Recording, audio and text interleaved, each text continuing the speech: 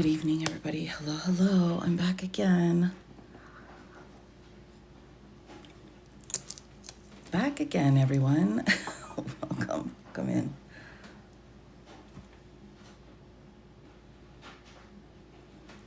Hello, hello, hello, hello. I'm just getting everything set up here. Hello, welcome. All right, there we are. All right, everyone. So we're going to have to do this ASMR style because everyone in my house is asleep. Hello, hello, hello. But I did want to at least crack at this a little bit. We have, why do I? Okay. Hello, hello.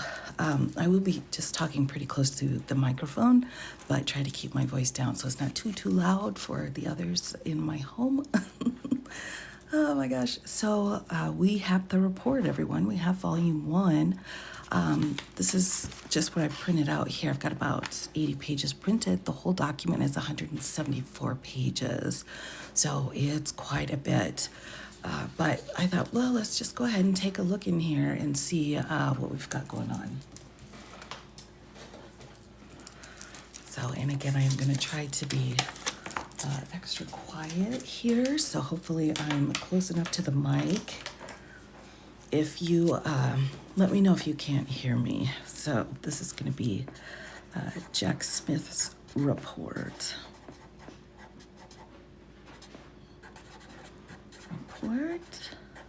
This is volume 1. So we can go ahead and take a look here. Yes, hello. Yeah, it just was released, so. Can hear you just fine. Okay, thank you. Yeah, I've got to keep it down for people in my home. All right, let me go ahead and start reading. The only thing you can probably hear is also my printer trying to get the rest of the pages printed. Yes, I will be reading it out loud. This will have to be over several periods, several different timings of lives. There's no way I can get through all of it in one, but I thought I would read the intro letter, everyone, so we know what has been submitted, and then go ahead and kind of flip through and see what else we've got on here. So, U.S. Department of Justice, Jack Smith, Special Counsel, January 7th of 2025, and it was delivered by hand here. Directly into the hands of the AG. So, yeah, only 174. I know, right? Oh my gosh. Yes, hello. I have to sleep. Oh, I will. I absolutely will. This is going to kind of go in a couple of parts I'm going to do tonight, which is just the introduction letter. But then I'll keep going after that. So here we go. Regarding final report of special counsel under 28 CFR section 600.8. Dear Mr. Attorney General, in the fall of 2022, former President Donald J. Trump was a subject of 2 separate criminal investigations by the Department of Justice. The first was an investigation into whether any person violated the law in connections with efforts to interfere with the lawful transfer of power following the 2020 presidential election. The second investigation focused on the possession of highly classified documents at Mr. Trump's Mar-a-Lago social club following his presidency. On November 15th of 2022, Mr. Trump declared his candidacy to unseal President Joseph R. Biden Jr., unseat Biden, who had previously stated his intention to stand for re-election. Mr. Trump's announcement created a highly unusual situation in which the department and agency within the executive branch, headed by President Biden, was conducting criminal investigations regarding his newly declared challenger. Based on a long-standing recognition that in certain extraordinary cases it is in the public's interest to appoint a special prosecutor to independently manage an investigation and prosecution. You, as the Attorney General, promptly did so here to underscore the department's commitment to both independence and accountability, in particular sensitive matters. So here's our AG here, and then they're signing the remarks on the appointment. Okay. Yeah, we are up late, Casey. We are. Oh, goodness. On the day that I was appointed, I pledged that I would exercise independent judgment, follow the best traditions of the Department of Justice, and conduct my work expeditiously and thoroughly to reach whatever outcome the facts and law dictated. With the aid of an outstanding team, that is what I did. Upon my appointment, I organized a staff of experienced career federal prosecutors, and together we conducted the investigations and subsequent prosecutions under our mandate, consistent with the department's traditions of integrity and nonpartisanship that have guided all of us throughout our careers. It's 174 pages total, so I'm just going to read our introduction here tonight. We can take a little look, flip through the pages here. Attorney General Edward H. Levi, who assumed the department's helm in the wake of Watergate, summed up those traditions best. One paramount concern must always guide our way.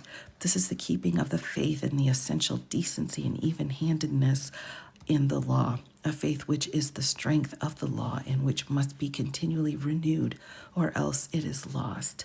In a society that too easily accepts the notion that everything can be manipulated, it is important to make clear that the administration of federal justice seeks to be impartial and fair. This was in his address to the Los Angeles County Bar Association in Los Angeles, California. Attorney General Levi's remarks, shared 46 years to the day before my appointment, ring as true now as they did then.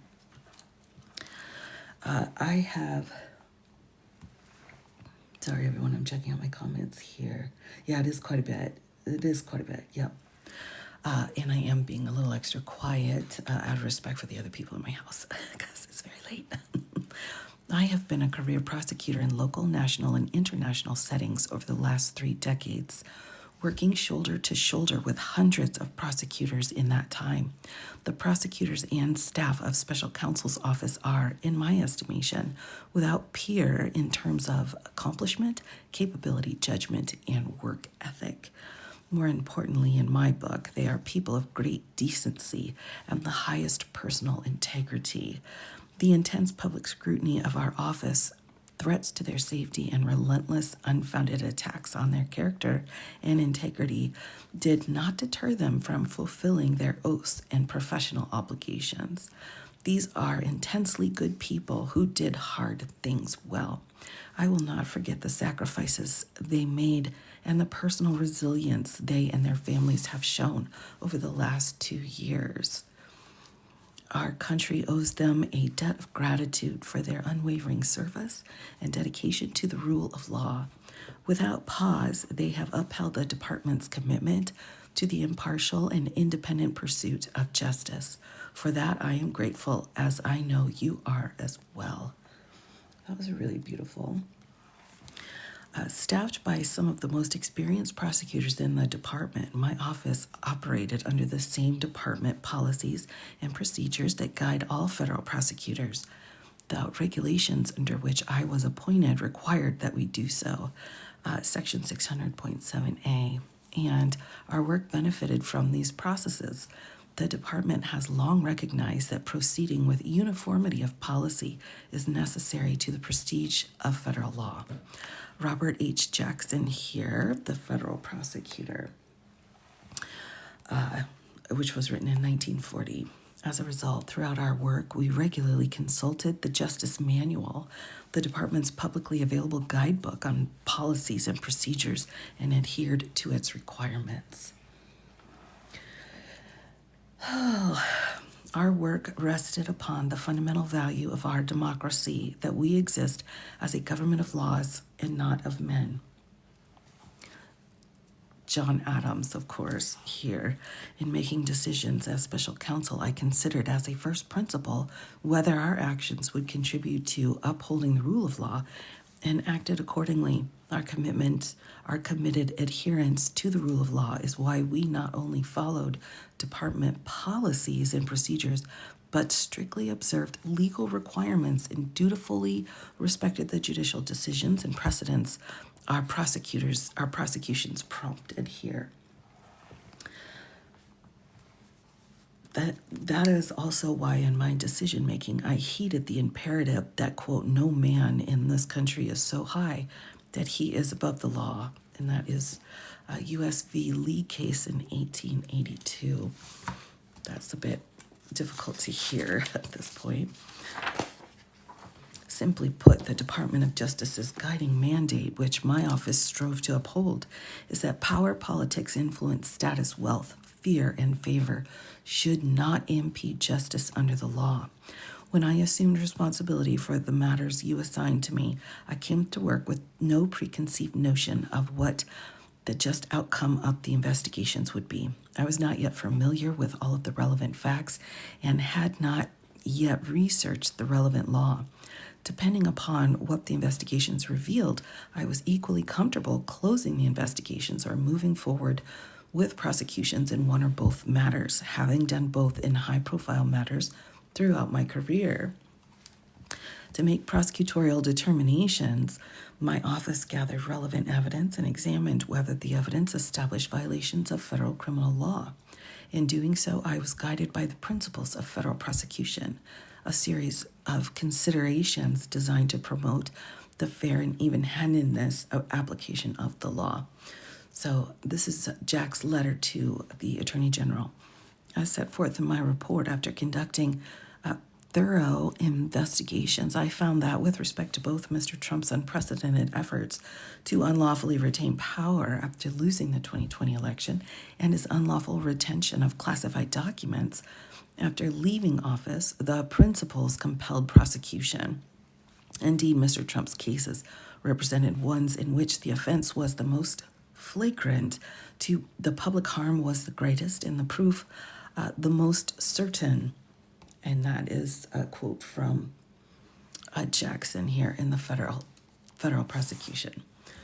As directed by the principals, I made my decision in these cases without regard to Mr. Trump's political association, activities, or beliefs, or the possible personnel or professional consequences of a prosecution for me or any member of my office. And then he's citing the Justice Manual here, stating, quote, the likelihood of an acquittal due to unpopularity of some aspect of the prosecution or because of the overwhelmingly popularity of the defendant or his cause, or the converse, were not factors in my prosecutive decisions. So he's just saying, look, those weren't important to me. My office also adhered at all times to the department's policy against interfering in elections. As a former chief of the department's public integrity section, wow, this guy is like super qualified for this position. I can assure you that neither I nor the prosecutors on my team would have tolerated or taken part in any action by our office for partisan political purposes. Throughout my service as special counsel seeking to influence the election one way or the other, or seeking to interfere in its outcome, played no role in our work. My office had one North Star: to follow the facts and law wherever they lead, nothing more and nothing less. While I relied greatly on the counsel, judgment, and advice of our team, I wanted to be clear that the ultimate decision to bring charges against Mr. Trump was mine. It is a decision I stand behind fully. To have done otherwise on the facts developed during our work would have been to shirk my duties as a prosecutor and a public servant. After nearly 30 years of public service, that is a choice I could not abide.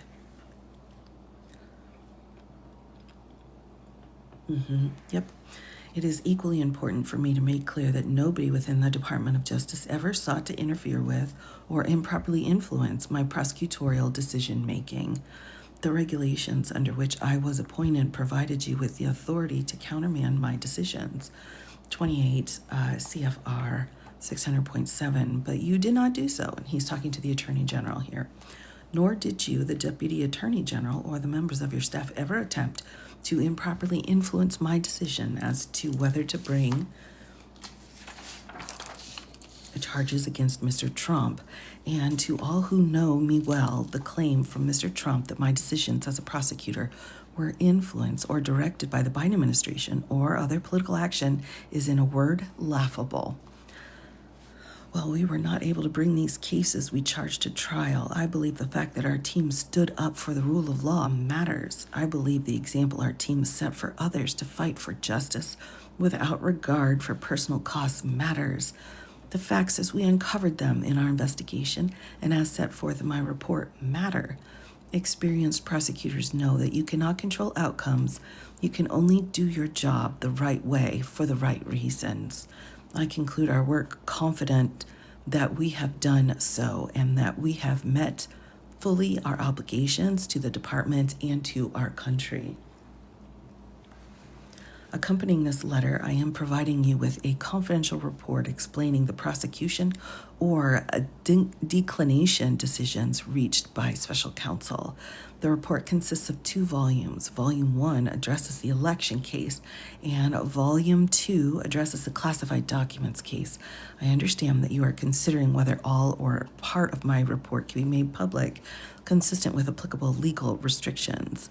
Both volumes minimize the identification of witnesses and co-conspirators, consistent with the accepted department practice, and we have provided a redacted version of Volume 2 that identifies certain information that remains under seal or is restricted from public disclosure by Federal Rule of Criminal Procedure 6E.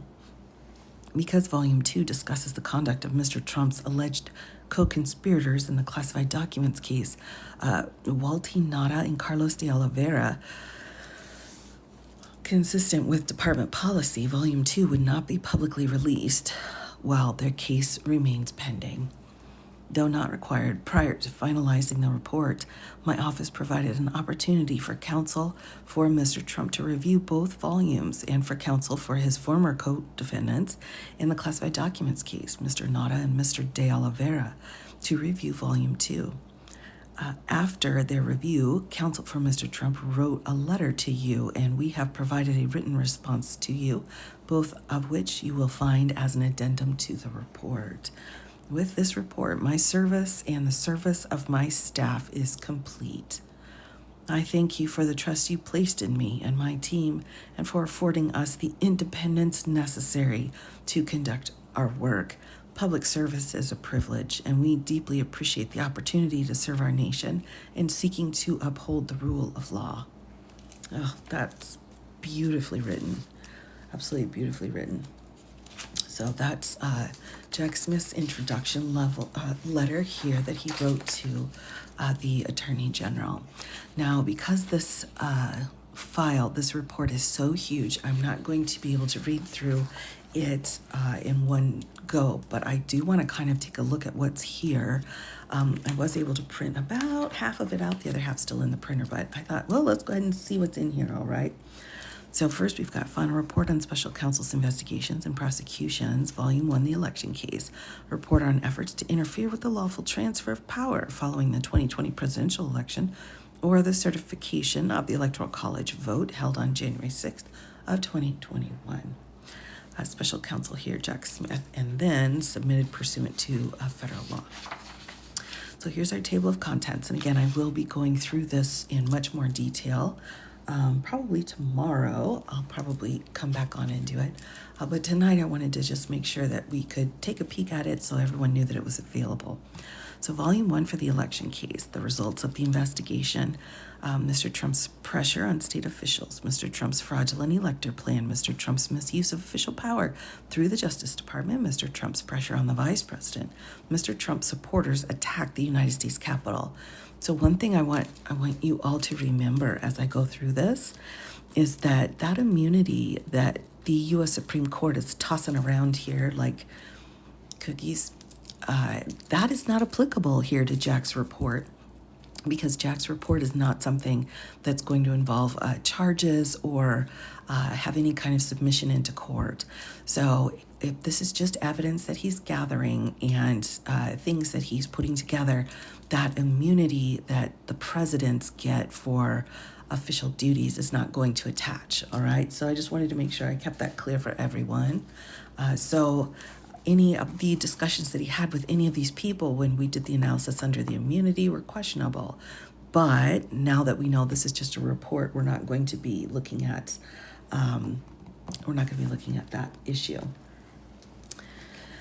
Here we go, the law. Conspiracy to defraud the United States, 18 U.S. Code Section 371. Obstruction and conspiracy to obstruct, 18 U.S.C. Section 1512K and C2.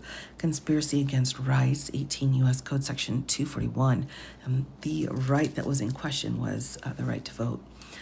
We have defenses set out here, other charges set out here. Co-conspirator liability has its own section as well. We do have those unnamed co-conspirators in the DC case, and then we do have the two other defendants in the Florida case.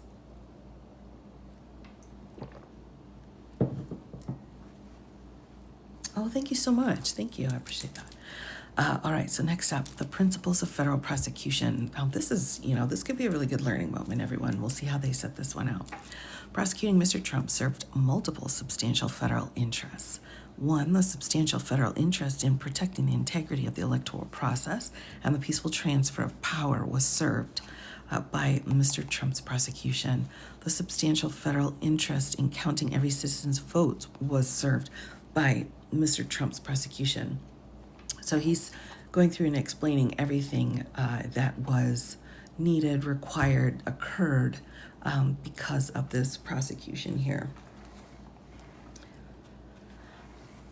Next, we have the substantial federal interest in protecting election officials and other government officials from violence was served by Mr. Trump's prosecution. The substantial federal interest in the even-handed administration of the law was served by Mr. Trump's prosecution. And flipping the page here. Mr. Trump was not subject to effective prosecution in another jurisdiction, so that's important. There was no adequate non-criminal alternative to prosecution. So this was the only road that they could go down. Mr. Trump's conduct had no historical analog. So there was no precedent that they could rely on because this was the first time anything like this had happened in the country. This is online, so you can pull it up. You might have to go to some of the news websites first because they seem to be the ones with the PDF files coming out. So you can go on in and pull this and then download it if you're interested. Okay, the investigative procedure and policy. So the investigative process here, investigative and prosecutive procedures in an election year, because those are just a little bit different in an election year. Department's election year sensitivities policy, pre-indictment procedures, post-indictment procedures. Wow, this is really detailed. We love this. Okay, has it online? Okay, yeah. Oh, great. Thank you enough for going there. Oh, of course. Again, we're going to just kind of walk through what it's set out to do, but more details I will need to do at a different time of day. So the NBC has the doc link. Oh, excellent. Thank you, Estelle. Okay, so NBC, everybody. Investigative challenges and litigation issues. So let's see. Again, this is the DC case. Let me put that up here so that we know. This is the DC case. Investigative challenges here, pre-indictment litigation with third parties. The Twitter X search warrant. Oh, yeah, I remember that. Legislative privilege under the speech or debate clause. So this legislative privilege here is really how I look at it, is really what gave that presidential immunity some legs that it could run with. So the Supreme Court, one of their rationales for the immunity was trying to say, well, the speech and debate clause means that anyone talking on the floor is not going to be prosecuted or sued because that's a privilege that Congress has. And so they're saying the President of the United States didn't have that anywhere, so they carved it out. So that was another one of the rationale. If everyone in Congress has this privilege where they can't be charged, then the president should also have that immunity as well. So that just to kind of pull this all together here. We also have threats and harassment of witnesses. And if you remember, everyone, this was Judge Chutkan had to put a restraining order in play or a gag order in place because there was so much going on. Now, with her doing that, and actually before was it before she did? I think Judge Engron also had one that went in as well. But there was, I think he based his not the civil New York AG case. I think Engron based his gag order off of Judge Chutkin's, which had gone up to the Court of Appeals DC Circuit and had been approved. So Engron used it, and then Mershon used it as well. So everyone's kind of like following her original gag order, and I think that's kind of cool, actually. So, thank you so much, Chris. Oh, thanks. All right, so we've got threats and harassment of witnesses and Mr. Trump's claims of executive privilege. Number 2, presidential immunity. So again, the DC case is the one that went all the way up to the U.S. Supreme Court and then got kicked back down again. So presidential immunity, prosecutorial decisions during the charging stage, immunity litigation, and unresolved issues regarding presidential immunity. So I think this is going to be a big piece also with some great information in it for how we're going to go forward. Again, as I had said on my earlier live, everyone, this is a bit of a, I think the easiest way to look at it is this is a bit of the O.J. Simpson situation where the criminal case is gone, but we have a huge civil case that is still in play. So I would say, I don't know, maybe within the next couple of months, we're going to see a schedule of litigation that's going to have to go through different hearings and various things in DC in order to go forward. So they are going to have to argue the immunity issues that are in this case, and they'll be arguing them over in the civil case. All right, so we're going to have kind of an interesting blend of although we're in civil court, we're still going to get the information that we would have gotten had this gone to trial. So a lot of people are thinking, well, there's no accountability for DC, and I understand that. But we also, again, have the Blessing Game case, which is one of a whole set of cases of officers that were hurt, people that were present that were hurt, and the details are just almost identical to what was going on in here, only actually with a little bit more, because in civil court we've got a little bit more that we can work with. So we're actually going to get more descriptions. So that should be coming up too. So keep your eye on that, everyone, when Blessing Game finally sets a hearing date, because the issue they're going to have to take care of immediately is going to be that immunity question. Yes, civil case. This is a civil case. I know. And that's the thing. With a civil case, you can be charged because of Clinton v. Jones. So we don't have any issues there. You can be served. You can be, while he is president, while he takes office, the Blessing Game case will proceed. All right, because in our civil cases, we don't require defendants to be present. So all of the legal stuff in the civil case should be going on at the same time that he's president. So I think that's going to, yeah, exactly. So when we start to get people in the courtroom writing things out every single day and coming in, much like the New York situation was, only it's going to be over his behavior on January 6th, on the fake elector scheme, on pressuring the leaders in other states, on asking for those votes in Georgia. All that information is all going to come out while he is in office. So we're not out of it yet, everyone. Although, and I know it's painful. I think it's very disheartening when we lost our criminal cases here, but those civil cases are going to come back. Yep. Jack Smith's file for election interference. Exactly right. So, and there are several states that do not have Mr. Trump in the caption, so he can't kind of jack it up like we've had here. Oh, thank you, Bama girl. Oh, that's so sweet of you. So we're not going to have those kinds of issues because he's not one of them. But Giuliani's in another case. Meadows is in another case. Cheese Bros in another case. I know Sidney Powell is still being sued for defamation by the voting machines. I think it was Dominion. So this is all still in play. The only thing that we lost, if you want to look at it as a loss, are the two criminal federal cases. Now, again, the DC one has a civil case that is hand in hand, right? And there could be punitive damages, so this could wind up being a huge case.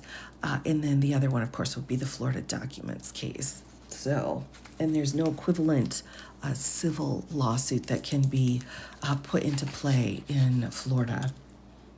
We just don't have it. Well, I'm not really sure how things are gonna turn out, everyone, regarding that. But I do know he's like what, 78-year-old man, and he eats KFC. I mean, I'm not trying to be rude about KFC or anything, but I'm just saying it's not like he's, drinking the fountain of youth medicine. You know what I'm saying? Can a convicted felon be president? No, that's what's written in our Constitution. At that time, we didn't even know what that would actually be looking like. So, even this late, I was just scrolling. Hopes of falling asleep. Oh, I'm here. No, I'm here. Good to see you. I don't know that I've seen you in a while. Yeah, this is a special situation. This report just came out, so print it out as much as I could. Sure. So what I've done is we've got Jack Smith has issued or given the AG, so Merrick Garland, 2 reports. Volume 1, which is the DC case, the DC criminal case, where he's just going through and saying, this is what we did.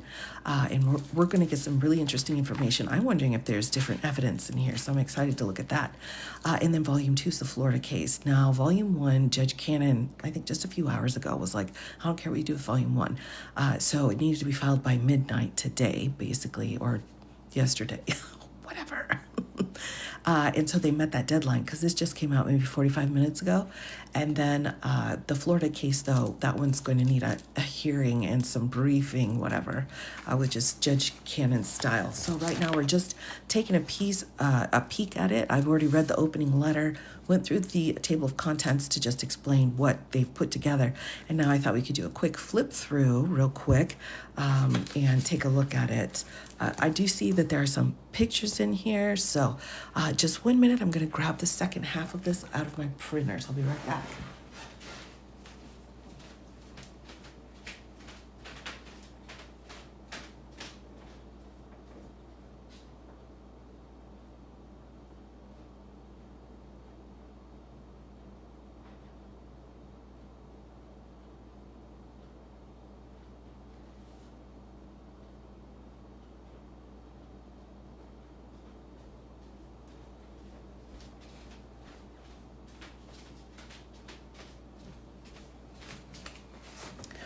All right, here we go. Here's the second part.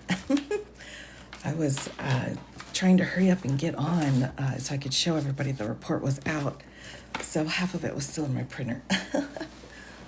Yes, late night. So again, just to kind of go through this a little bit and just to show you what some of this is, I will be taking lots of time and taking my time actually going through and reading through a lot of this. In fact, I may hop over to YouTube to read this just so that we don't have the troll issue that we've had over here on TikTok so much. But either way, I will be reading through pieces of this that are, I think we've got to take a look at the evidence, right? I looked at Red Note, but I found that it really is not compatible really with my process that I do here. I think YouTube will be my next place because I can live stream it. So for me, I'm all about trying to get the live streams so people can come and hang out and ask questions. We can go through the documents. So YouTube just worked out better for me. I know, I'm just... DJ, I'm sorry. I'm just like, we're all on the edge of our seats, aren't we? So here we go. Sorry about that. Here we go. Volume 1, the election case. So here, again, I'm just going to summarize what we're going through. He's talking about how he was appointed and how he was pulled in to the election. So here's the results of the investigation. So we'll just kind of touch on this a little bit here. In 2020, then President Donald J. Trump ran for re-election against Biden. Mr. Trump lost. As alleged in the original and superseding indictment, substantial evidence demonstrates Mr. Trump then engaged in an unprecedented criminal effort to overturn the legitimate results of the election in order to retain power. Although he did so primarily in his private capacity as a candidate and with the assistance of multiple private co-conspirators, Mr. Trump also attempted to use the power and authority of the United States government in furtherance of his scheme. So that's, again, really echoing what we had already in the indictment. And again, don't forget, we had the original indictment in D.C., and then once the immunity decision came down, Jack did another one. He did a superseding one. So again, I'm just going to kind of flip through here, everyone. I'll be back to do more detailed work later. So, my gosh, look at this. Look at this footnote here. You see this? There's like 3 sentences, and then this is 1 footnote. Come on, people. Oh my goodness gracious. All right, so then they're going to go into Mr. Trump's pressure on state officials, which is the same as what he had put in the indictment here. Again, I will go through these word by word at a later point because it is so late tonight, but B, Mr. Trump's fraudulent elector plan.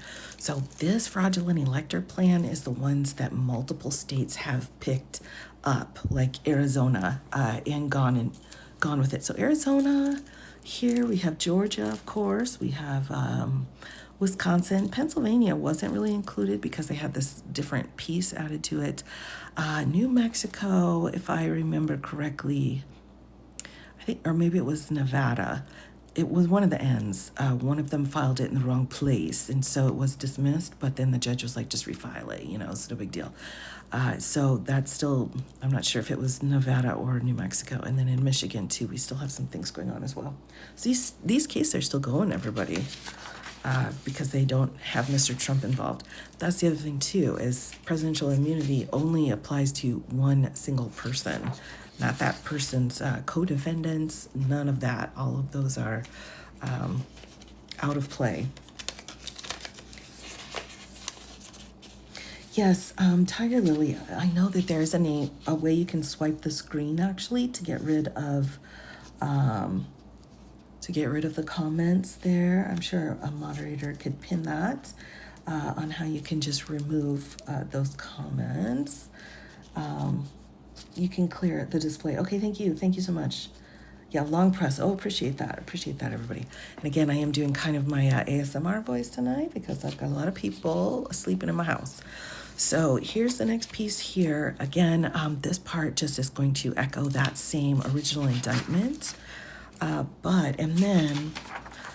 So this is another thing that I really want to grab your attention on. So Section C, Mr. Trump misuses the official power through the Justice Department. This was huge. In that original indictment in D.C., this was a huge piece of it. This is where he had pulled everybody into the White House and was yelling. And the people in charge of what was actually going on are like, you need to chill down. And he didn't. And he said, well, I'm going to make, who was it? Oh, I apologize. Hold on, everybody. Oh, this guy, Jeffrey Clark. I'm going to make Jeffrey Clark the new head of the DOJ. And they said, well, if you do that, everyone will resign. And so there was this huge issue going on with that. And so Trump finally backed down off of that. But what Clark had wanted the DOJ to do was to say that they were looking into supposed fraud and that they were continuing to look into it. And the DOJ was like, dude, we're not, because there wasn't any and we're not going to do that. So that piece of it was cut from the original indictment after the immunity decision. So the superseding indictment doesn't have any of this information in it, but because this is just a report to the AG, we can have all of this information in here. So there is actually a record of it, even though it wouldn't be usable in a criminal case. So it could be maybe usable in a, that's a good question, actually. Let's think about that for a minute. I've been telling you that the Blessing Game case is the civil equivalent. So they were hand in hand, but now the criminal one's gone. They might even be able to use this, come to think of it, in a civil case, because that was a different rulings. We'll have to see. That could come out. That'd be very strong evidence in a civil case. So again, I'm just kind of flipping through here. These are just really going along the same lines as the original indictment when that came in, Mr. Trump's pressure on the vice president. This was another section that Jack cut out of that original indictment when he did the superseding indictment. So this information was not included. And this was actually a point discussed by the U.S. Supreme Court in that immunity decision. And I can't remember, I think it was Roberts who wrote this line saying, it is an official duty of the president to talk to his vice president. And it's like, well, all right, talk to him about, an insurrection. I'm not sure that that's okay. That could be a felony situation, but whatever. Supreme Court, though, used this piece of the original indictment as a way of showing, illustrating here that the president needs to have some kind of protection when he's talking to other people.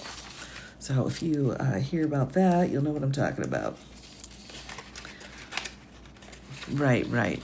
All right, so again, I'm going to skip through this because it's 174 pages. Mr. Trump's supporters attack the Capitol, and we kind of all know how this went. And honestly, in my humble opinion, if you look up the Anderson case out of Colorado, where the Supreme Court said the 14th Amendment, Section 3, is not applicable at that time, if you go through and look through that, the details are just amazing. I mean, they're so well written into the record of what happened that day.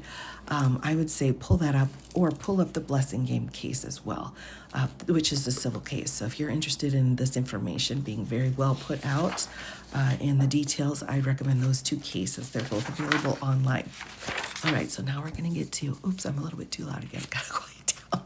Oh my gosh, sorry everybody.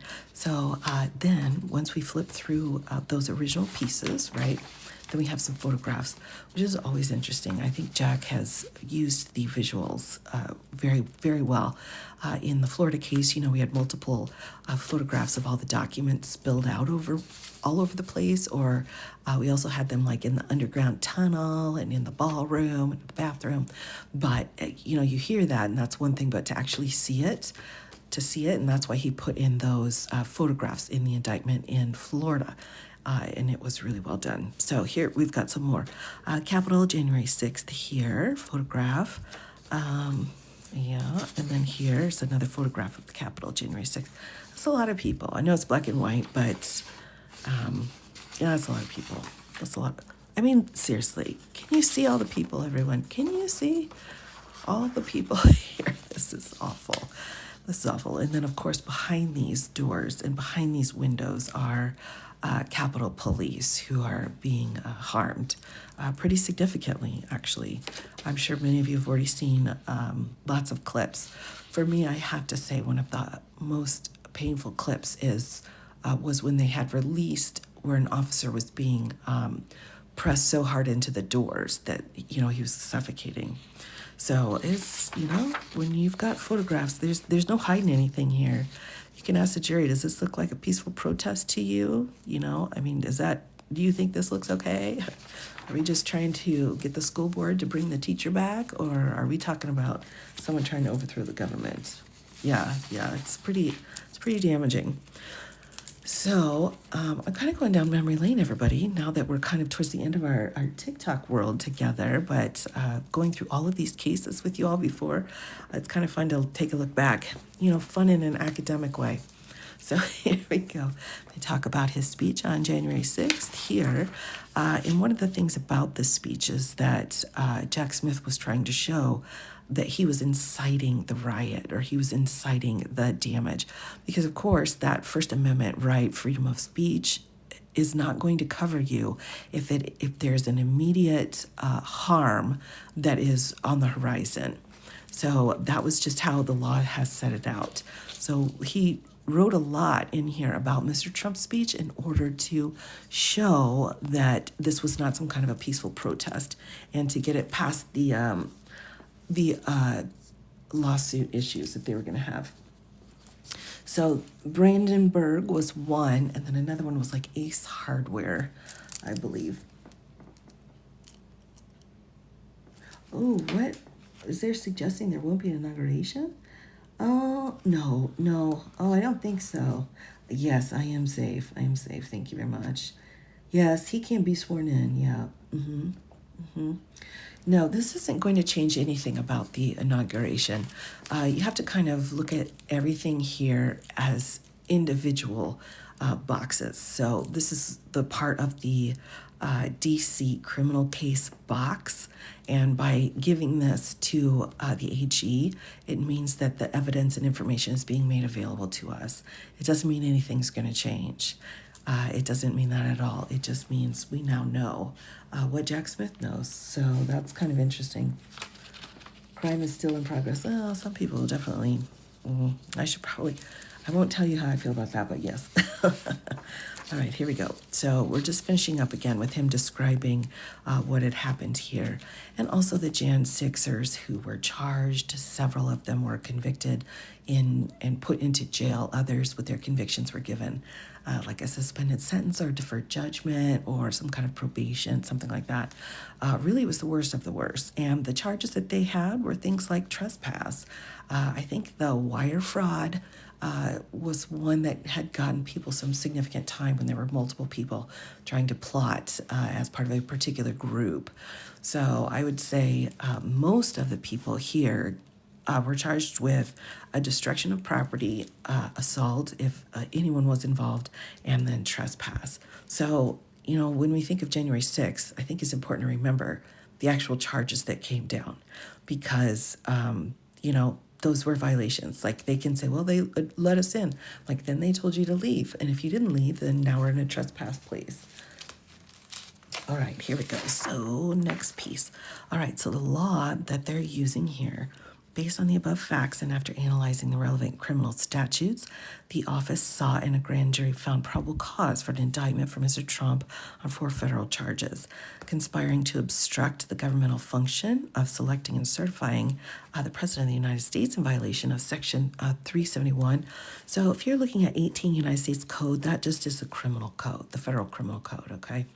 If you go to your own state, they'll have one code that's the criminal code, and it will have it could be like 900s, but here it's 18 U.S. Code. So what the number we're looking at is 371. Obstructing and attempting to obstruct official proceedings on January 6th. And this one actually had another case, the Fisher case, that went up to the U.S. Supreme Court, where they were like, I don't know.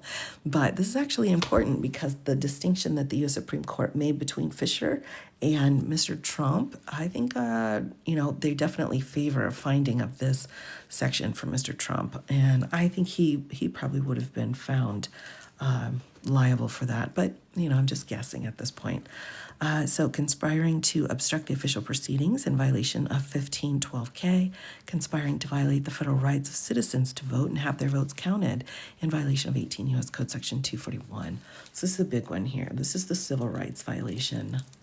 Based off of voting issues because of the unprecedented facts and variety of legal issues that would be litigated in this case. The office was aware that the case would involve litigation risks, and as would any case of this scope and complexity. However, after an exhaustive and detailed review of the law, the office concluded that the charges were well supported and would survive any legal challenges absent a change in the law as it existed at the time of the indictment. And he adds that in because this piece of the law here did kind of change a little bit because the Supreme Court made a decision in the Fisher case to kind of tighten up what this was supposed to mean. So there you go with the law. Those are our major sections. And I'm going to kind of fast forward. He's going through and explaining each different section of the code. So, for example, we have conspiracy to defraud the United States under Section 371 is here, so he goes further into that. And then again, as a friendly reminder, I will go into more details on my next live when it's not so late at night. Be able to come in and talk a bit more freely. So we've got, wow, there's a lot on that first section of the law there. All right. That was all those pages were just that first piece of law that they're trying to do. So next we've got obstruction and conspiracy to obstruct. So, and just as a friendly reminder, everybody, our conspiracy charge is what we call an inchoate offense, right? Inchoate, which I probably haven't spelled correctly, but that's fine. So we have 3 inchoate offenses in criminal law. All right, we have conspiracy, we have attempt. And then we have solicitation, all right? So, and I'm just going to abbreviate. Citation, oh my gosh, I'm so sorry, everyone. My spelling is ridiculous right here. How will this affect his participating minions? It should not have any effect on it. The the most important thing or the biggest effect would be in Florida. We've got two defendants charged. And when Trump gets pardon power, he could, of course, pardon them. But for the DC case, nobody else was charged. Only Mr. Trump was charged. And Georgia, across the board, even if they pulled Trump out of it, they still would have lots of other counts that they could rely on in the RICO case. And then, as we know, in New York, he's already been found guilty and has been convicted and sentenced. So, in the New York case there. But also, there are other state cases going on, like Arizona, for example. So, any of the co-conspirators in the fake elector scheme, they've been charged and they'll be having to go through those trials in those states. How will this help the state cases? I think anytime there's more information made available, it's helpful for any of the states. So even if it's just a different perspective, looking at the same set of facts, and you get another attorney in with another perspective, that can be incredibly helpful. So back to my Inchoate defenses, everybody. I like to do a little mini moment for this because a lot of people say if you just conspire or you attempt to do it, how can you be charged with it? These three crimes don't need to actually have the crime occur. You are charged for your preparation of doing the crime in a substantial step. All right. So conspiracy, two or more people get together in order to do something that's illegal, and they go in by the rope or whatever. Attempt, again, is like, well, you tried to get that done, but it was foiled for some reason. And then solicitation is when you ask somebody else to do a crime and you pay them, and that person could go to the cops and be like, this guy tried to pay me. So as you can see, each one of these doesn't require the crime itself to be committed because it's an inchoate offense. Can the DOJ bring these charges back after his administration's gone? That will be completely dependent on the statute of limitations. So, and I don't know how long their statute of limitations are in this situation. I'm not sure if they can just put a pin in it and let it hang out. But especially because we've got dismissals here, at least it would be an option. So, I suppose it's possible. I'm really just not sure with the amount of time that would be involved, how that would turn out.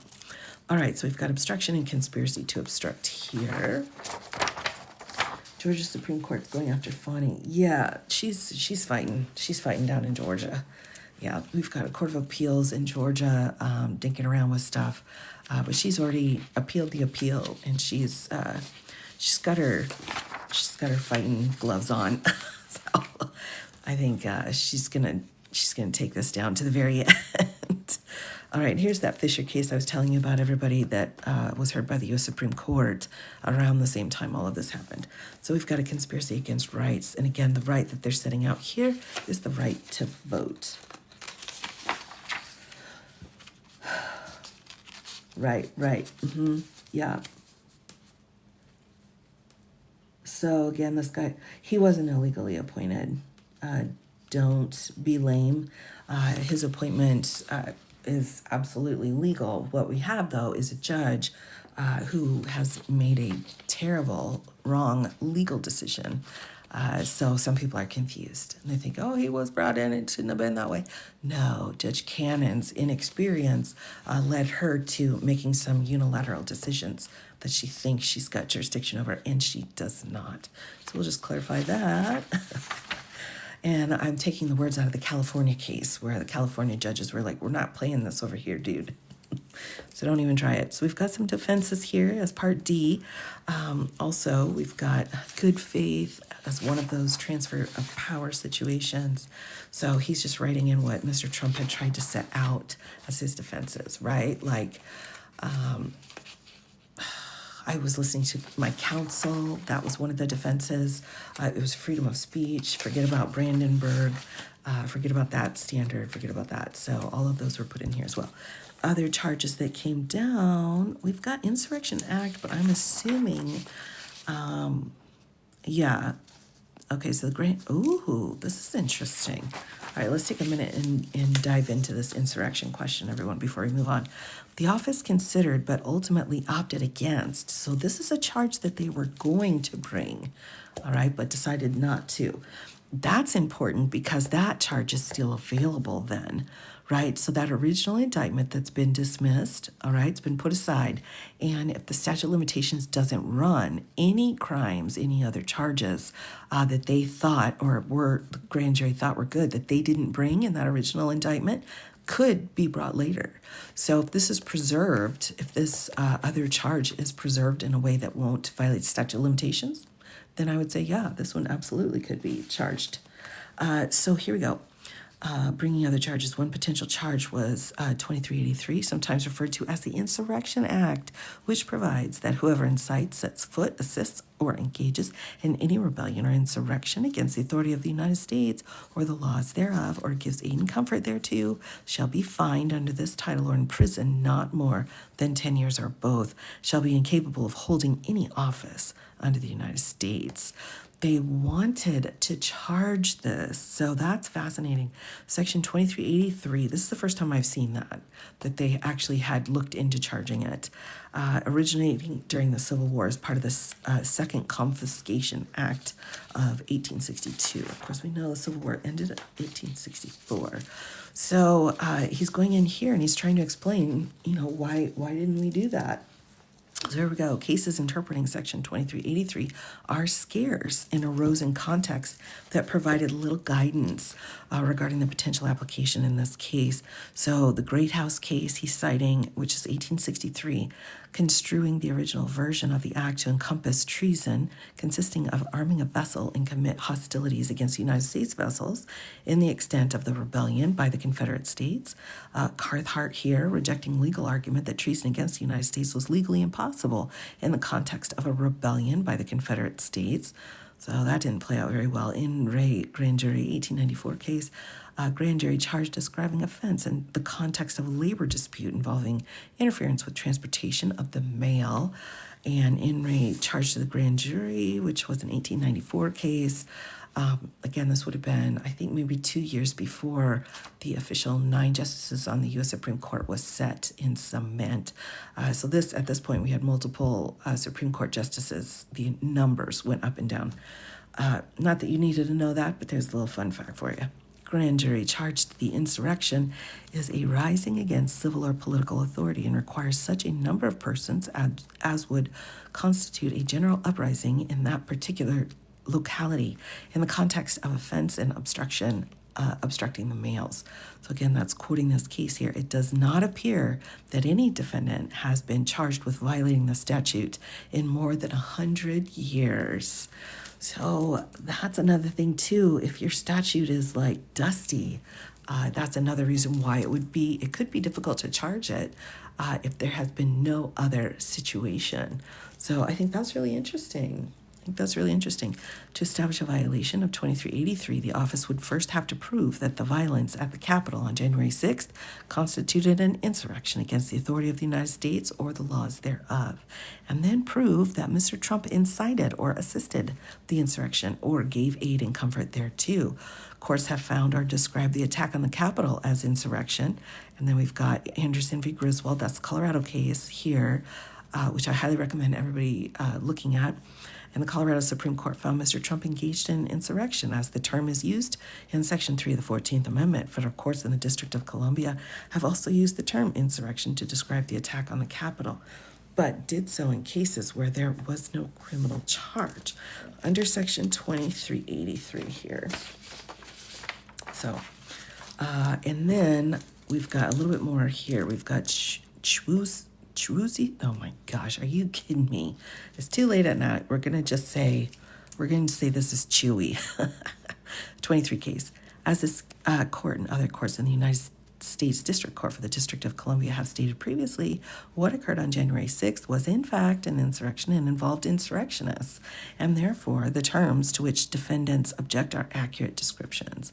And then we have the Carpenter case. What occurred on January 6th was in fact a riot, and insurrection did in fact involve a mob of people. A Munchell case, they're saying here, using the term insurrection in a case that did not involve Section 2383. These cases, however, did not require the courts to resolve the issue of how to define insurrection for purposes of 2383 or apply the definition to conduct of a criminal defendant in the context of January 6th. So what he's saying here, everybody, is that insurrection could have been charged and they could have fought for it, but it would have taken a lot more red tape. There would have been a lot more hearings, a lot more standards. Judge Chutkan would have had to have gone through every single thing and had all these basically mini trials in order to define the term. And then once that term is defined, Mr. Trump would appeal it to the U.S. Supreme Court. So basically, the whole philosophy here, the whole logic behind charging what they charged was that it was going to get them into trial as quick as possible. If they had added on this insurrection piece, and you think of how far the case had to be stalled out with the U.S. Supreme Court, this case, there would have been nothing left to do. It would have just been literally briefs up and down to the Supreme Court, back and forth. So that's why, for those of you wondering why he didn't charge insurrection, wasn't because he didn't have the facts. It was because it was so tangled up in history and tradition that it would have just taken too much time. Doesn't that mean it's highly unlikely? Well, even if it's an old one, though, it can be revived, especially because the reason why it's so old was because of the Civil War. So, again, it's possible, but when you have a situation where Mr. Trump's going to appeal every single word of every single thing, and your goal is to get in and get the trial done before another election, that wasn't going to happen if we did it that way. But it's nice at least to have an explanation of why they didn't choose to, or why they chose to not charge it. The office recognized why courts described the attack on the Capitol as an insurrection, but it was also aware of the litigation risks that would be presented by employing this long dormant statute. As to the first element under 2383, proving an insurrection against the authority of the United States or the laws thereof, the cases the office reviewed provided no guidance. Didn't say insurrection didn't have to be defined by the courts. Right. So that's under that argument of the 14th Amendment, Section 3, right? So because this is an actual federal statute that they were using with that language instead of the Constitution, that would flow through things a little bit differently. It would still have to go all the way up to the U.S. Supreme Court, but it's easier to go forward on a piece of federal legislation than it would be for a constitutional question to come out to play. Right. And that's what John Roberts is saying there. But again, insurrection with regards to the Constitution or the federal statute or, like which law, because we've got several that include insurrection and what purpose. Yeah, no, it's a great question. It's a really good question. And it seems like what he's saying here is there were too many roadblocks to get through to it. So the cases the office reviewed provided no guidance of what proof would be required to establish an insurrection or to distinguish an insurrection from a riot. That, again, is saying because we don't know exactly how to define it, you'd have to go through the process of setting precedent. So the D.C. court would be deciding the difference between an insurrection and a riot, and then Mr. Trump would appeal it up to the U.S. Supreme Court. And we all know how long that took. So, that's the other piece of it. Generally speaking, an insurrection is a rising against civil or political authority, the open and active opposition of a number of persons to the execution of law in a city or state. So again, they're pulling this case, they're pulling the definition out of Webster's dictionary. So sometimes that works, sometimes it doesn't work. But we've got another one, American Heritage Dictionary, Oxford English Dictionary. So when you've got a case of this caliber and you're pulling out the dictionary to define words, that's not a good sign. That's not a good sign. Why didn't any of these that did happen on January 6th people help write the case law? Oh, wait, hold on again. Why didn't any of the cases that did happen on January 6th, people help write case law? I'm not really sure what you mean. I mean, are you saying why couldn't they use the January 6th defendants as precedent to define insurrection? Because if you're saying that, I think you'll find that none of the Jan 6ers, to my knowledge, were charged under this section of the code. So I don't know how much information. Okay, yeah, I don't know how much information would have actually been helpful to them, because when we're dealing with those local cases, again, they were charged with assault, destruction of property, trespass, uh, use of a weapon. Those were the big charges that came out of there, along with some of the head people for conspiracy for various things. But there were not insurrection discussions that were being done. Heartbreaking how this country's fall. I feel like yeah. Quite right. All right. So he's saying, look, we don't have anything to stand on. We would be creating, and again, he would be creating this precedent. So each step along the way would, you would check a box with the trial court, with the appellate court, with the Supreme Court, and then back down again, and then back up again. So it just would have been constant up and down, up and down. Or water break, thank you. Sassy. I appreciate that.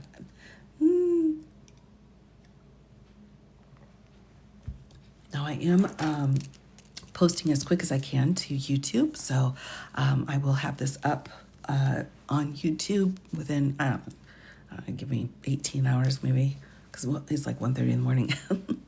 All right, here we go.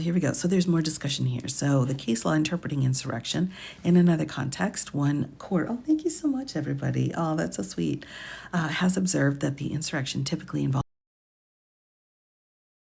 to proving beyond a reasonable doubt that Mr. Trump's conduct on January 6th qualified as an insurrection, given that he was the sitting president at the time.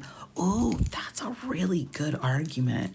Oh my gosh, that's a huge argument. So they're saying no matter how we twist and turn the insurrection definition around, it's insurrection against your government. And technically, at that time, Trump was the government. So can you have an insurrection against yourself? And so that would have had to have been argued out as well, with the scholars coming in and giving different resources and then a decision by the judge. So yeah, Judge Chutkan would have had to make that determination. But yeah, isn't that fast? Yeah, the timing of that, right? The timing is a key piece. And this help us now. I think any information that comes out, any more facts that we can get for what happened is helpful, no matter what. But I would say this is probably going to be the most helpful, in my opinion, in the Blessing Game civil case that is the sister of this case, only in civil court. I think this will be helpful for them because they can come up and see where we've got problems, where their weak points are, and then go after kind of putting those all together again. I need the dirt I had. All right, so let me just quote a couple more cases here before we flip. In every case over the course of over 60 years, to find the existence of an insurrection within the meaning of an insurance policy, the insurrection has occurred against, not by, the established effective and de facto government here. All right, so there's our citation. Pan Am, my goodness, 1974. The district court held that the word insurrection means 1, a violent uprising by a group or movement, 2, acting for the specific purpose of overthrowing the constituted government and seizing its powers. So again, that would be difficult to do when the government that they're trying to seize was Mr. Trump himself. All right, so let's kind of skip through here to the next piece. We have co-conspirator liabilities, and again, they're just naming out the people, again, that he unnamed or listed without any names in the indictment. And then in this piece of it, he kind of put brief or symbolic names in so that it wasn't, splashed all over the media. All right, so here's the principle of federal prosecution. So he's going through this is what my job is. Prosecuting Mr. Trump served multiple substantial federal interests. So it's going through and explaining why this was necessary, why they even needed to go forward. First is substantial federal interest in protecting the integrity of the electoral process and the peaceful transfer of power was served by him being prosecuted. So even though this case has been dismissed, we did live in a world for almost 2 years where we had a court calling him out on his bad behavior. Now, ultimately, again, this case was dismissed, but there was a time, everyone, when he had been indicted and had to go through the process as a defendant. And I think that we needed that. I think we needed that time. in order to be able to get through what's been decided since then. Will it help the J6 prisoners in their appeal? No. Nope. No, I don't think so. Weren't they aiming for Congress versus the executive branch to stop the confirmation of the vote? So, right. So the fake elector scheme, right, is Mr. Trump was in charge of that. And it was with this fake electors that they were trying to pull the idea of like, well, there's questions of fraud. So let's send it back to the states. So that was all part of Mr. Trump's master plan, is how this is played out. That's why it's a huge RICO case in Georgia, because it's a group of people with a common goal. So that's why, even though it was Congress they were after, but they were after Congress because Mr. Trump had put these fake elector scheme into play, had spoken with some of the people that were going to be there in order to figure out a way to stop the count. And by stopping the count, then he would have remained in power. Okay? Okay. I gotta really remember that the rest of my family is sleeping. I'm sorry, family. I get so excited. All right, so I'm going to just push us through here to this one. Oh, my goodness. So going forward with the Georgia case, yes, Victoria, we're in a bit of a stall right now because we have the Court of Appeals decision that came back saying that Fani and her whole office should be disqualified.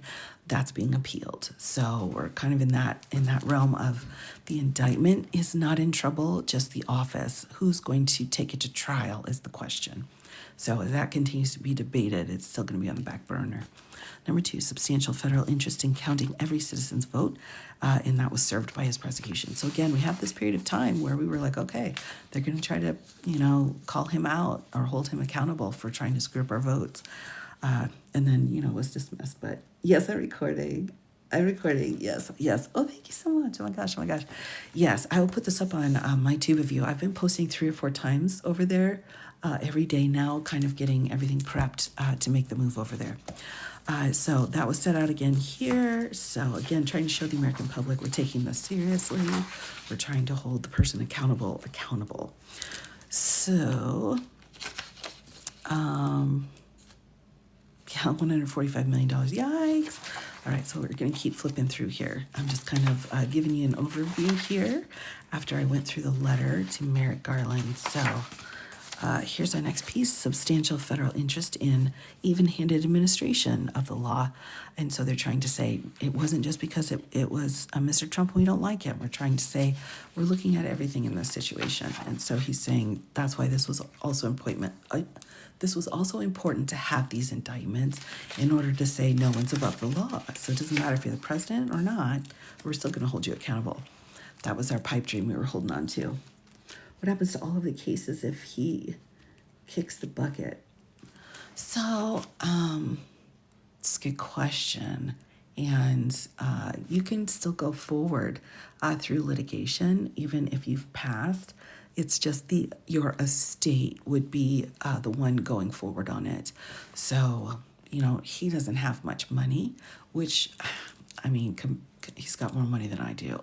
Don't get me wrong, but he wouldn't technically have enough money to pay every single civil case if he were to lose them all. And he might not. They might not. They might send an attorney in that somehow gets over it. But no, the cases don't. You can't take the cases with you when you go. That's what I would say. They keep going on. Can this stop him from getting into office now? No, I don't think so. I just do not think so. The way that the U.S. Supreme Court held in this situation, I think if unless Congress comes in and says you can't be in an office, I think he can, because of how they read that piece of the 14th Amendment. Losing his legacy, yeah. Well, that's the other thing too, right? When you work your whole life, when you work your whole life, there should be a point at which you can, kick your shoes off and relax and enjoy just living what you've made for yourself, right? Because you work your whole life to set you up so you're okay when, you're an old person like Mr. Trump. He should be sitting around eating Cheetos and watching Fox. But instead, it's like he's got to be president, which is like one of the most stressful jobs in the world. So be careful what you wish for, right? All right, so Mr. Trump was not subject to effective prosecution in another jurisdiction. So I think that's another piece.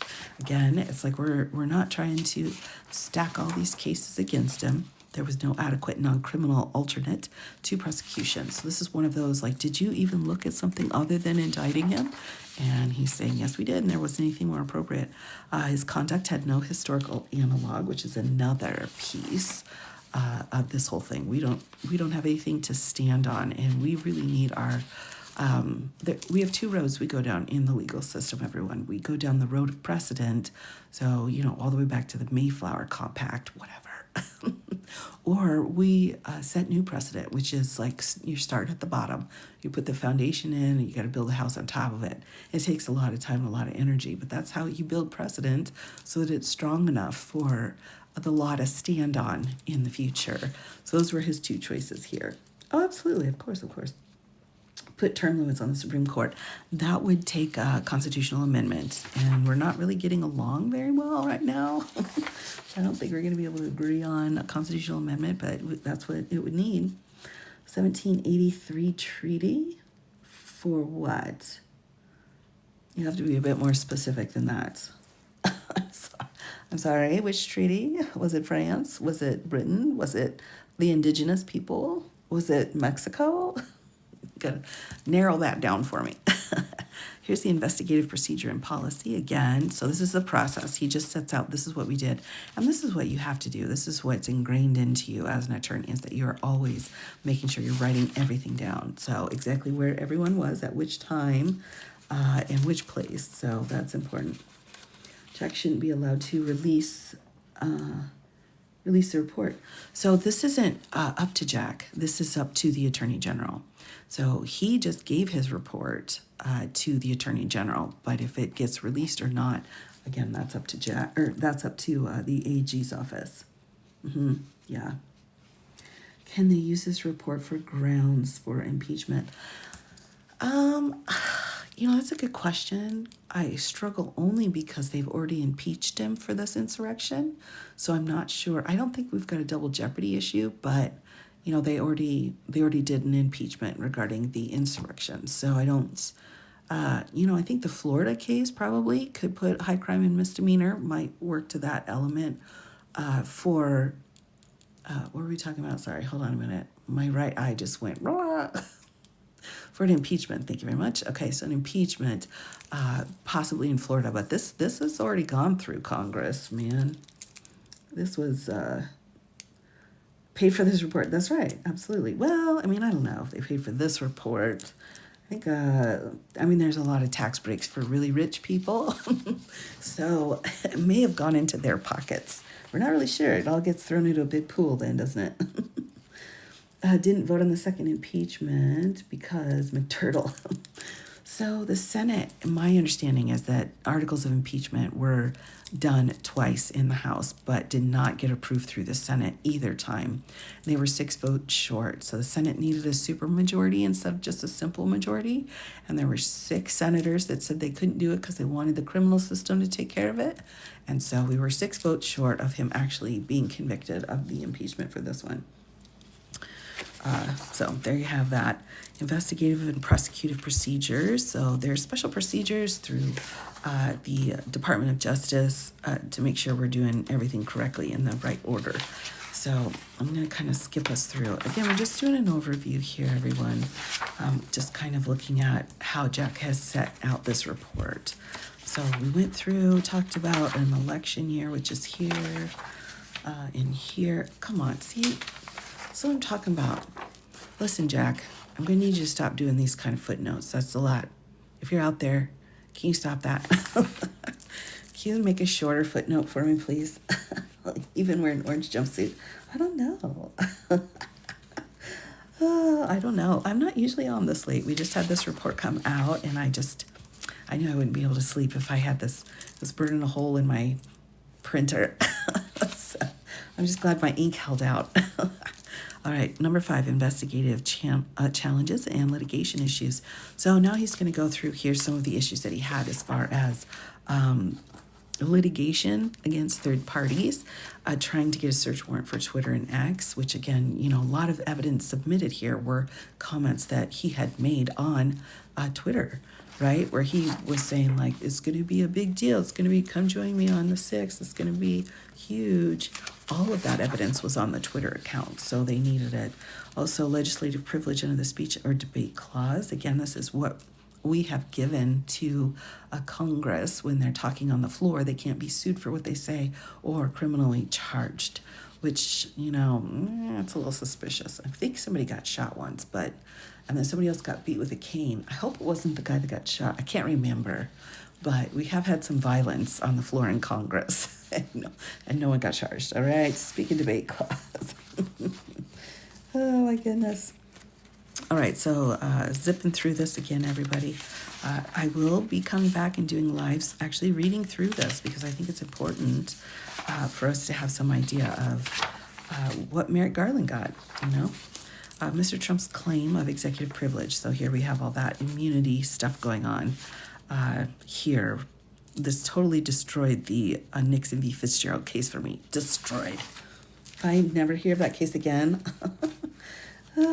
This is the whole piece. There's 2 volumes, 1 and 2. So 1's in DC, 2's in Florida. We have 1 here, and this is the whole thing. That's why I'm kind of flipping through it right now. I'll have to come back through and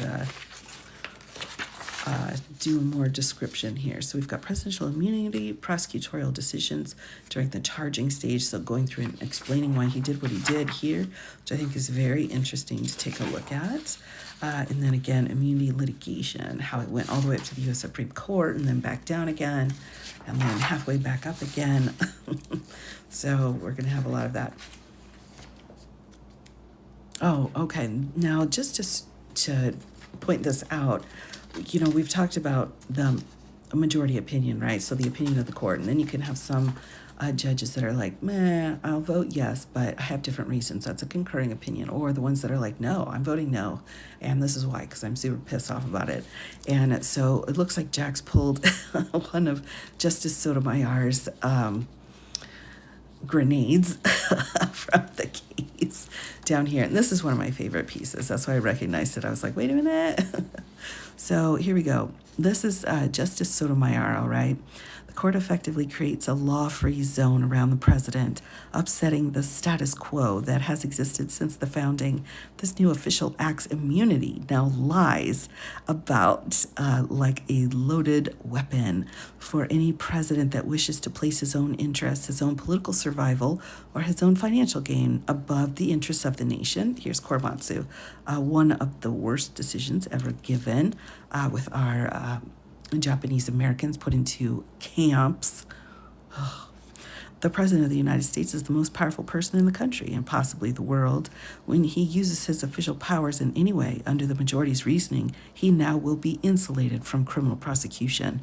Orders the Navy SEAL Team 6 to assassinate a political rival? Immune. Organizes a military coup to hold onto power? Immune. Takes a bribe in exchange for a pardon? Immune, immune, immune, immune. So Justice Sotomayor was on fire with her dissent. She had some things to say here. Okay, and then we've got unresolved issues regarding presidential immunity. So that's kind of kicked in here. Hey, moderators, can you get that Adam guy for me? We don't watch racists here, so please no racism. Thank you kindly. And we'll keep flipping through. Thank you very much.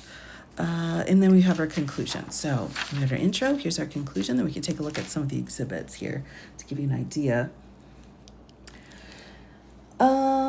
So here's our conclusion. On remand from the Supreme Court's decision in the immunity case, the district court set a litigation schedule whereby the parties would submit briefs regarding whether any material in the superseding indictment was subject to presidential immunity. The parties were in the middle of that process when the result of the presidential election made clear Mr. Trump would be inaugurated as President of the United States on January 20th of 2025. As described above, it has long been the department's interpretation that the Constitution forbids the federal indictment and prosecution of a sitting president, but the election results raised for the first time the question of the lawful course when a private citizen who has already been indicted is then elected president. The department determined that this case must be dismissed without prejudice. So again, there's that idea that it could be brought again before Mr. Trump takes office, and the office therefore moved to dismiss the indictment on November 25th. The district court granted the motion the same day. Department's view that the Constitution prohibits the continued indictment and prosecution of a president is categorical and does not turn on the gravity of the crimes charged, the strength of the government's proof, or the merits of the prosecution, yikes, which the office stands fully behind. Ooh, this sounds like Jack's a little bit pissed off about that, and I would be too. Indeed, but for Mr. Trump's election and imminent return to the presidency, the office assessed that the admissible evidence was sufficient to obtain and sustain a conviction at trial. So he's saying we couldn't prosecute you because of this understanding that we have, but we've got enough evidence to convict you at trial. We've got enough evidence that's beyond a reasonable doubt. Yikes. So there you go. So there's our conclusion. And then I'll just flip through here quick. This is key filings in significant litigation. So I think I've probably gone through all of these. This is the date it was filed. This is the number of whatever motion it was.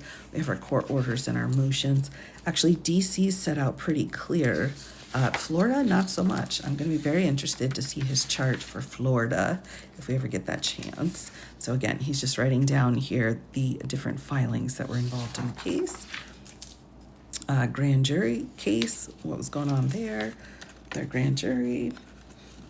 Ultimately, there were 2 grand juries pulled because you had to have one for the second indictment that was done, the superseding indictment. Oh, Twitter search warrant. Here's some more. Again, I will be going through this in more detail with more facts and reading through more of it at a different time. Oh my gosh. All right. So page 146 is there. And then, oh, I was so afraid I was going to have a whole redacted page. That drives me crazy. And here's the draft of the final report. So I have read that to you at the very beginning. We went through that. Here. So the second piece. Now this is from Blanche Law. So if we turn to the back, I bet it'll be signed by, what's his name? Todd Blanche here and John Lauro. So they're just expressing that they don't want it released. And then this one is Jack Smith saying, well, too bad, it's going to be released. So those are 2 more pieces added to the very end of it. So that gives you some idea, everybody, of what we're looking at. I think Jack did a really good job of setting out what the point was, why it was so important, and what he was doing, then going through and setting out the information, what law was okay, the immunity that was okay, the procedures of the DOJ, and then setting out different pieces of evidence in the back. So I think this is incredibly well written. Again, it's 174 pages. It's volume 1 for DC. We still have volume 2, which we may or may not see before we all age out of our lives because of Judge Cannon. So we'll have to see how that goes in the future. But I think this was pretty well written, in my opinion. I think, again, I can't say enough how important it is for the facts to come out. Everybody should be drowning in facts at this point, facts and evidence, because even though this case can't go forward in criminal court right now, if you know the facts, then you'll be educated to a point where you can make a good decision on what happened here, and you can figure that out and figure out if there's going to be future harm as well. So I think that's important to know. Oh, thank you so much. I appreciate that, Kira. Thank you so much. Oh, absolutely. Absolutely, everybody. Absolutely. It doesn't seem to matter to the red hats. Right. Well, nothing will matter to them. But, this is the point where I say, as frustrating as it may be, if you go dark, let's use the TikTok phrase, if you go dark on the red hats around you, in your family or not in your family, whatever. But if you go dark and you don't respond to them, then they lose their power. Because if it's just they're not an important person to you, they have no room in your life, then you've taken your power back and they have none. So at this point, my sympathy and understanding for the Red Hats went as far as it could possibly go. And then there were just too many things harming too many people until I got to a point where I'm like, it's not even about trying to educate certain people anymore. It's about getting the facts out that we know so you can empower yourself however you would like to choose to do that. But I'm not going to change anybody's mind, nor do I wish to change anybody's mind. I'm at a point where I just accept that, half of the US, much like during the time of the Civil War, half of the US wants to do harmful things to humans, and the other half does not. So at that point, you just kind of accept it and say, I'm not going to spend my time on you because it's not going to make a difference. That's my stance on it, everyone. But each of you will have to make your own decisions, and I will respect those decisions as well. For your generous time. Oh, absolutely, absolutely. Yeah, it's pretty late tonight, everyone. But again, I don't think I could have gone to bed without peeking. The report came out. We'd been looking for it. I'm so thankful for all the people that DM me and come and hang out with me. I'm so, so very, very thankful for that. So with that, though, everyone, I will go ahead and call the time of sleep, which is almost 2 a.m. right now. I'm trying to be quiet in here, but I can't. My laughing is too loud, so I got to do my quiet chuckles, which is killing me. So I will be back again on the TikTok. I will be coming back. I will do some more live streams. I'll get everything kind of organized, but I also will be heading over to do some lives on my YouTube.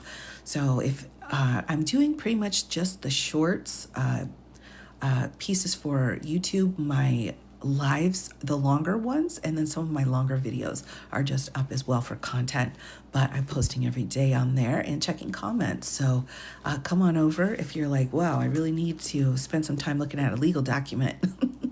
You're welcome to come over and hang out. So oh my goodness. Oh, thank you, Jennifer. That's so sweet. I'm glad I could be of some help, hopefully, to everyone, at least in kind of walking through this very difficult situation. So I thank you all very much for coming and hanging out. Moderators, as always, you're amazing. Oh, thank you, BC. I'll go off. I'll be going in. I got to make it to my room, then fall over. So I'm not sure exactly what time tomorrow. The evenings around 7 o'clock tends to work best for me, but sometimes I can do it midday, just depending on how I feel. So my schedules just kind of alternate depending on how I'm feeling. So, but I will be back again, everyone. Take care. Have a great night. And thanks for spending some time with